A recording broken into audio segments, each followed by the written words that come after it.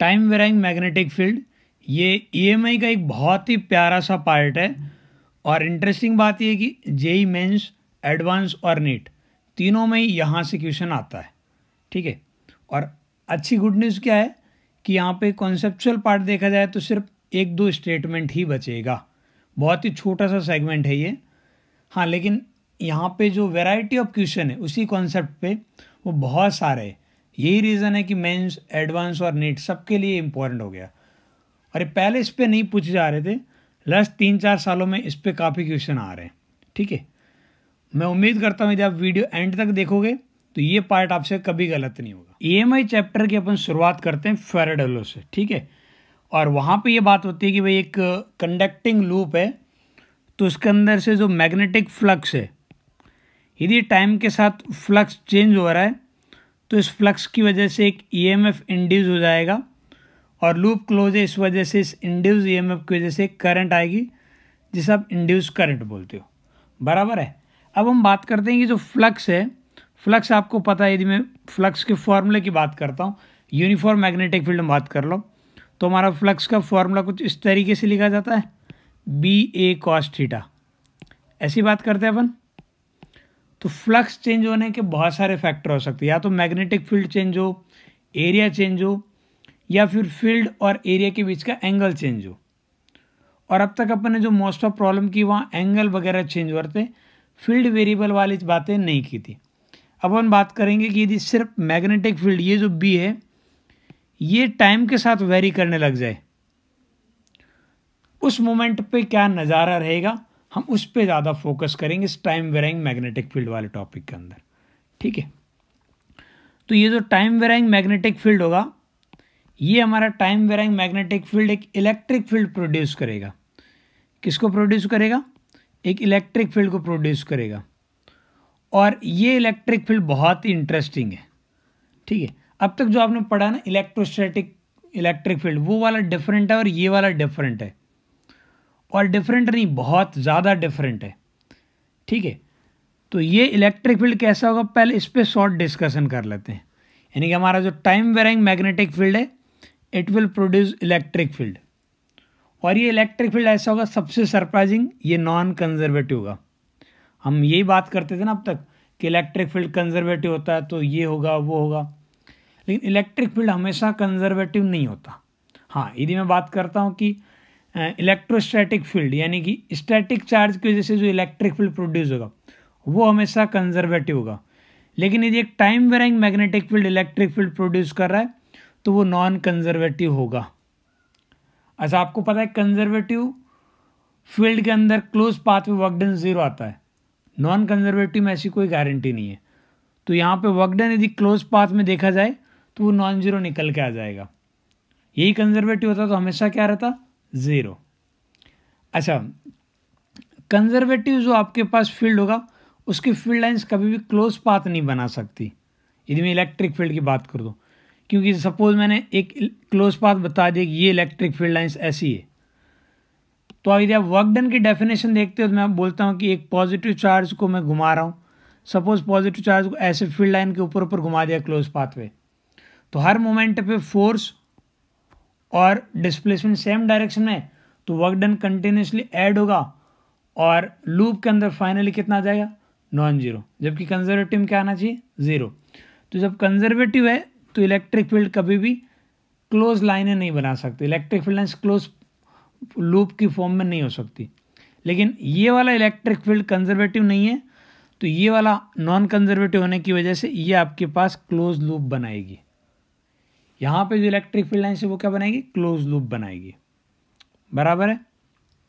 And the last point, जो हम बात कर रहे होते हैं ना हमेशा पोटेंशियल की, चाहे वो इलेक्ट्रिक पोटेंशियल हो या कोई भी पोटेंशियल हो, पोटेंशियल हमेशा कंजर्वेटिव फील्ड के लिए डिफाइन होता है, नॉन कंजर्वेटिव फील्ड के लिए कभी पोटेंशियल डिफाइन नहीं होता। तो यहाँ जो हमें इलेक्ट्रिक फील्ड मिलेगा उसके लिए आप पोटेंशियल डिफाइन नहीं कर पाओगे, ठीक है। अच्छा, ये भी दिमाग मारोगे सर पोटेंशियल क्यों नहीं डिफाइन होता है। अब पोटेंशियल डिफाइन कैसे होता है, डेफिनेशन देखो, हम ये बोलते हैं ना कि इनफाइनाइट से उस गिवन लोकेशन पे यूनिट चीज़ को, मतलब अब इलेक्ट्रिक फील्ड है तो यूनिट चार्ज की बात करूँगा, ग्रेविटेशनल फील्ड है तो यूनिट मास की बात करूँगा।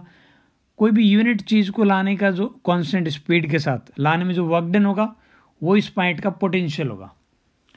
इलेक्ट्रिक पोटेंशियल की बात करेंगे अपन करेंगे यूनिट चार्ज को +1 कूलाम चार्ज को इन्फाइनाइट से गिवन लोकेशन पर लाएंगे विथ कांस्टेंट स्पीड। तो कांस्टेंट स्पीड लाने पे यहाँ पे जो वर्क डन होगा वही इस पॉइंट का पोटेंशियल होगा। अब नॉन कंजर्वेटिव फील्ड है तो अलग अलग पाथ पे वर्क डन डिफरेंट आएगा। तो इन्फाइनाइट से यहाँ आने के बहुत सारे पाथ हो सकते हैं, तो एक ही पॉइंट के अलग अलग पोटेंशियल तो नहीं हो सकते ना। इस वजह से नॉन कंजर्वेटिव फील्ड के लिए पोटेंशियल जैसी टर्म्स कभी यूज़ नहीं करेंगे। ठीक है, उम्मीद करता हूँ ये वाला जो इलेक्ट्रिक फील्ड डिफरेंट कैसे ये आपको पता लग गया। यहाँ तक कोई दिक्कत। एक एग्जाम्पल की हेल्प से इस इलेक्ट्रिक फील्ड को अपन समझते हैं। अभी मैं क्या ले रहा हूँ, एक time varying uniform magnetic field ले रहा हूँ और ये यूनिफॉर्म मैग्नेटिक फील्ड एक सिलेंड्रिकल रीजन के अंदर कन्फाइंड है, जो मैंने व्हाइट कलर से दिखाई है बाउंड्री, इस बाउंड्री के अंदर ही है। अच्छा, दो चीज़ एक साथ बोल रहा हूँ मैं, एक तो बोल रहा हूँ यूनिफॉर्म है, दूसरा बोल रहा हूँ टाइम वेरिंग है। इसका मतलब क्या है, इस पूरे सिलेंड्रिकल रीजन में एक जैसा है किसी मोमेंट पे देखा जाए तो, लेकिन अलग अलग मोमेंट पे उसी जगह पे, जैसे इस पॉइंट की बात कर लेता हूँ तो यहाँ पे मैग्नेटिक फील्ड टाइम के साथ वेरी कर रहा है, लेकिन जिस यहाँ जितना होगा नेक्स्ट जगह पे भी उतना ही होगा। इस पूरे सिलेंड्रिकल रीजन वाइज देखा जाए तो एक जैसा है, लेकिन टाइम के साथ चेंज होता रहेगा। बराबर है। तो सिलेंड्रिकल रीजन के अंदर मैंने एक uniform time varying magnetic field imagine किया है। अब देखता हूँ कि नज़ारा कैसा दिखेगा। सिचुएशन समझ में आ रही है। रेडियली इनवर्ड मैंने माना है मैग्नेटिक फील्ड, ये मान लेते हैं मैग्नेटिक फील्ड है बी वेक्टर और ये टाइम के साथ वेरी कर रहा है। ठीक है, इसकी इक्वेशन कुछ भी हो सकती है, कोई दिक्कत नहीं है। अच्छा, मैं अब यहाँ पे एक लूप इमेजिन करता हूँ, एक हाइपोथेटिकल लूप लेता हूँ। ये लो, मैंने एक हाइपोथेटिकल लूप ले लिया है और देखता हूँ इस लूप के साथ क्या होने वाला है। ठीक है, ये मैंने एक हाइपोथेटिकल लूप लिया है और देखता हूँ इस लूप से पास होने वाला फ्लक्स कितना होगा। तो मैं बोल सकता हूँ इस लूप से पास होने वाला फ्लक्स होगा, लूप किस तरीके से लिए आपको समझ में आ रहा होगा। तो ये मैग्नेटिक फील्ड यहाँ पे जिस मोमेंट पे फ्लक्स है उसी मोमेंट का magnetic field multiply by area, इस लूप का एरिया, और कॉस थीटा आपको 0 डिग्री लिख सकता हूँ, क्योंकि आप देख लो एरिया वेक्टर आप 180 लिखो या 0 लिखो वो आपकी मर्जी है कि आप एरिया वेक्टर किस तरीके से डिफाइन करते हो। ठीक है, तो न्यूमेरिकल वैल्यू फ्लक्स की कहीं ना कहीं ये आ गई मेरे पास, magnetic field multiply by area. अब एरिया तो इस लूप हाइपोथेटिकल लूप का फिक्स है, टाइम के साथ वेरी नहीं कर रहा है, लेकिन मैग्नेटिक फील्ड वेरी कर रहा है। फ्लक्स वेरिएबल है तो आपको ये पता है कि यहाँ पे इस हाइपोथेटिकल लूप के ऊपर यदि मैं इंड्यूस ईएमएफ की बात करूँ, इस हाइपोथेटिकल लूप के ऊपर इंड्यूस ईएमएफ की बात करूँ तो इंड्यूस ईएमएफ आपके पास इतना आ जाएगा, rate of change in magnetic flux, ये आएगा। अब एरिया तो कांस्टेंट है तो उसे मैं साइड में ले लेता हूँ और ये बचेगा rate of change in magnetic field, area multiply by rate of change in magnetic field. यह आ गया आपके पास इंड्यूस ईएमएफ। यहाँ आप करंट जैसा कुछ मत बोल देना, क्योंकि ये मैंने एक कंडक्टिंग लूप नहीं लिया, एक हाइपोथेटिकल लूप लिया है, यहाँ लूप जैसा कुछ है नहीं। ठीक है, तो मैं बोल रहा हूँ इस लूप के ऊपर जाओगे तो इतना ये ईएमएफ मिलेगा। ठीक है, करंट जैसी बातें बिल्कुल नहीं होगी, याद रखना। यहाँ कंडक्टिंग वायर होता तो मैं बातें करता कि करंट फ्लो करवा देगा, ये करवा दे, अभी यहाँ कुछ है नहीं। ठीक, ये मैंने हाइपोथेटिकल लूप लिया है, तो इंड्यूस ईएमएफ आ गए, ये मेरे को पता है। तो इसी लूप के अंदर यदि मैं बोलूँ पोटेंशियल डिफरेंस कितना होगा, हाइपोथेटिकल लूप है तो करंट जैसी बात नहीं, तो यही आपके पास पोटेंशियल डिफरेंस होना चाहिए। ठीक है, यदि यही पोटेंशियल डिफरेंस है तो मैं पोटेंशियल डिफरेंस को ऐसा भी तो लिख सकता हूँ, electric field E vector dot DL vector. ठीक है, डीएल में इस यहाँ पे एक छोटा सा रीजन ले लेता हूँ, ये रो मैंने डीएल लिया, एलिमेंटल पार्ट डीएल। इस छोटे से पार्ट पे जो इंड्यूस ईएमएफ आएगा, सॉरी यहाँ तो पोटेंशियल डिफरेंस आएगा, उसको लिख सकता हूँ मैं E vector dot DL vector. ठीक है, और पूरे लूप की बात करूँगा तो इसको इंटीग्रेट कर दूंगा, कोई दिक्कत नहीं है। तो इस तरीके से मैं पोटेंशियल को डिफाइन कर सकता हूँ। ये पोटेंशियल की डेफिनेशन अपन ने इलेक्ट्रोस्टैट में ही पढ़ रखी है, कोई दिक्कत नहीं है। ये आपके पास जो इंड्यूस ईएमएफ है उसको मैं इस तरीके से लिख पा रहा हूँ, electric field E vector dot D L vector, ठीक है। अच्छा अब देखो, वैसे ये पोटेंशियल वर्ड बोलना ही मेरे लिए गलत होगा, पोटेंशियल डिफरेंस बोलना बेटर होगा। पोटेंशियल डिफरेंस एक पाथ के लिए डिफाइन हो सकता है, कोई दिक्कत नहीं। दिक्कत है कि पोटेंशियल डिफाइन करने में, पोटेंशियल डिफरेंस बिल्कुल डिफाइन किया जा सकता है। मैंने ये पोटेंशियल डिफरेंस जो ईएमएफ है उसको लिखा है इलेक्ट्रिक फील्ड की हेल्प से उस गिवन पाथ के लिए, बराबर है। अच्छा अब देखो, ये तो फिक्स है कि इस पर्टिकुलर इंटीग्रेशन का जो आउटकम है वो नॉन जीरो आ रहा है, जीरो तो नहीं आ रहा है, तो इलेक्ट्रिक फील्ड नॉन जीरो होना चाहिए। प्लस ये जो आपके पास डॉट प्रोडक्ट है यहाँ पे कॉस थीटा भी 90 डिग्री नहीं आ सकता। तो यहाँ जो इलेक्ट्रिक फील्ड आएगा इस डीएल वाली जो लोकेशन है ना, ये लोकेशन, इस लोकेशन पे जो आपके पास इलेक्ट्रिक फील्ड होगा उसका एक कंपोनेंट डीएल के अलोन होना चाहिए, इस बात की गारंटी है, ठीक है। यहाँ पे डीएल का अलोन एक कंपोनेंट होना चाहिए। अब हम बात करते हैं कि भाई यहाँ पे डीएल तो हर जगह है, तो हर जगह एंगल एक जैसा होना चाहिए, जो भी एंगल है हर जगह एक एंगल क्या होना चाहिए, एक जैसा होना चाहिए। तो फिर मैं इसी पार्ट को ऐसा लिख दूंगा ई डी एल। अब यहाँ पे कुछ आएगा, हमें एंगल का अभी के लिए नहीं पता, ठीक है। लेकिन फिर हम सोचते हैं कि भाई हर जगह डी एल, आपके पास डी एल के पैरेलल कंपोनेंट तो 100% आएगा। और अब फील्ड लाइन कैसी हो सकती है, तो आप सिमेट्री से बोल सकते हो भाई हर जगह फील्ड लाइन एक जैसी होनी चाहिए, क्योंकि डीएल की लोकेशन सेंटर के रेस्पेक्ट में एक सिमेट्रिक पोजीशन है, पूरा लूप सिमेट्रिक पोजीशन पर रखा है। इसका मतलब यहाँ पे जो इलेक्ट्रिक फील्ड लाइन रहेगी ड्यू टू सिमेट्री वो सर्कुलर ही होनी चाहिए। यहाँ जो इलेक्ट्रिक फील्ड लाइन्स रहेगी वो मैं लिख सकता हूँ ड्यू टू सिमेट्री, सिमेट्री की वजह से जो इलेक्ट्रिक फील्ड लाइन रहेगी, electric field line, electric field lines must be circular.